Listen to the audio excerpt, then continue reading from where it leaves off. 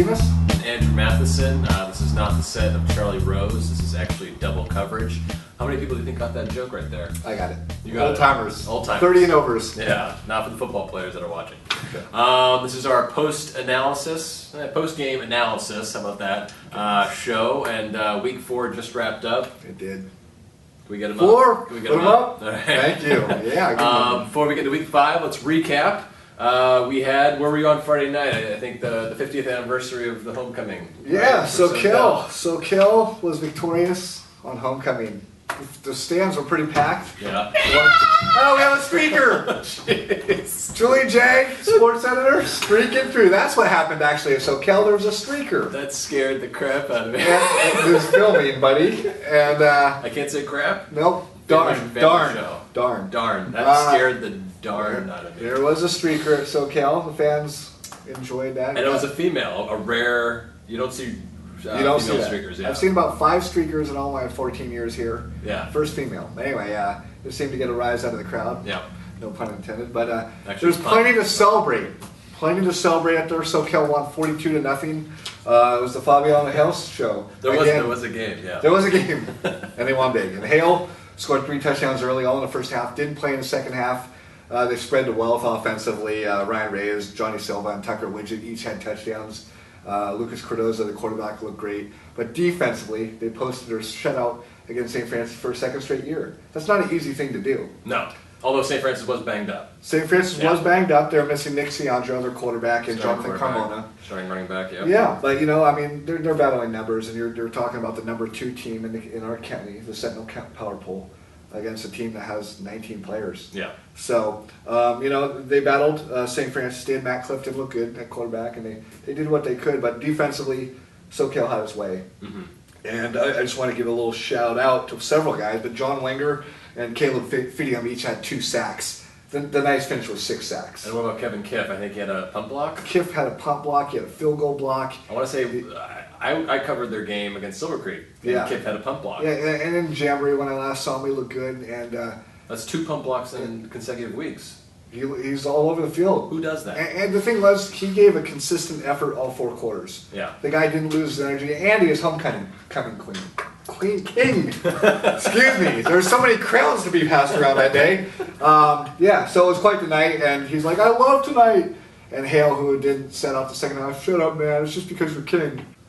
So I was down in South County on Friday night watching LSL Watsonville. There was no streakers. There was no homecoming. I know, right? But but it was a 30-14 LSL victory. This was the NBL opener for both teams, and it was kind of it was probably the best defensive performance by Watsonville that we've seen this season, despite allowing 30 points. They had a lot of short fields trying to get back in that game with some onside kicks, so LSL kind of converted on those. But, I mean, I guess the slow start offensively was kind of the difference maker for Watsonville. And we've talked about this every week. 2 weeks ago against Aptos, they fell behind 20-0. Last week they fell behind SLV 14-0. This game was 16-0 at halftime. And I think a big part of that was just LSL's opening drive lasted 8 minutes. Wow. And they converted a touchdown off of it. I think it lasted almost the entire first quarter. Basically, they kept Watsonville off the field, and when they came back in, 3-and-out, 3-and-out. I think 3-and-out actually. So I think it kind of took them on their offense a little bit as well. I'm surprised. I expected a little bit more offense out of Watsonville. I see Eddie Mars rushed for 1 yard. I was hoping he'd get in there to play because I thought they might have their best chance that way. Yeah. There's some pressure from the defensive front on them. Pressure from the defense a little bit. I mean, Alto's got some big hard-hitting and I think, when I talked to Eddie after the game and Coach John Montante, they kind of talked about trust a little bit. Eddie needs to trust his line a little bit more, he said, and, Montante kind of talked about blocking assignments and, guards not covering their guy that they're supposed to be covering and not someone else's guy and helping out, because that opens up the hole, basically. Gotcha. Mars is a fantastic scrambler, which we've seen, but, I mean, obviously it's a team game. Yeah. So, next up on the slate was Redwoods against Cabrillo. Yes, we're going to go over the JC. Yeah. Let's not confuse our viewers. We're going to the college. Junior college, big boys. This is not high school. Big, strong, fast. And it was a great game. I always say that, but I seem to get some... Well, it was overtime. It was overtime, yeah. It was one of those boring overtime You could have just said that. We would have got that was a great game. This is the thing. It wasn't a great game because Cabrillo had It wasn't a shoot game. 6-8 fumbles, and they lost 4 of them. Yeah. But for them to be in this game, that said, and they had horrible officiating. I mean, there was 3 pretty bad calls against the Seahawks. And I'm not the type of guy that goes, whoa, because everyone goes, I have a clipboard to go, God, pretty bad, huh? And I go, yeah, can I take my stats? But like, this time, that was bad. Don't talk to Jim Seamus on the sidelines. When I'm like this, I'm working. Thank you. Anyway, so, there were some pretty bad calls. And Replacement ref? there's borderline chance of that. Really? You heard that often. Like, get these replacement refs off the field. And it was, here and there, but no one calls them zebras anymore. They say call them replacement refs. That's a new insult, but It's a pretty good one. is it? All right. Well, anyway, the thing was, it was like, these were 3 pretty bad calls. There was one where they got called for possession, reception. He never had possession of it. They called him. They said he had possession and he fumbled it away. There was a head-to-head helmet-to-helmet hit in the end zone. Mm-hmm. Those are pretty arbitrary anyway. Everything was. They want to keep the game safe, obviously. Yeah. So those guys are either way though. They were touchdown swinging calls. Okay. And Redwoods had a short field all day. Yeah. They scored 2 touchdowns within 25 yards distance, and for Cabrillo to battle back and make a game of this and force overtime was pretty exceptional. I thought it said something about their character, their heart, and this is a team that won't give up. Yeah. So they're fun to watch on that front. Offensively, there's plenty of work to be done. Defensively, their secondary needs some work, but their run defense is phenomenal. Now, also on Saturday, I was over in Scotts Valley. Yeah. Watching Scotts Valley take on Bear River. This was their final non-league game. They had a bye last week, and they were the only team not to open up league play this week. Yeah. They're taking on Bear River, which is from Grass Valley, Yeah. not Bear Valley. And it was a 41-31 victory for Bear River. Yes. And Excellent enunciation. thank you. Yes. But I guess the big story was that Scotts Valley was leading 16-0 to start the game.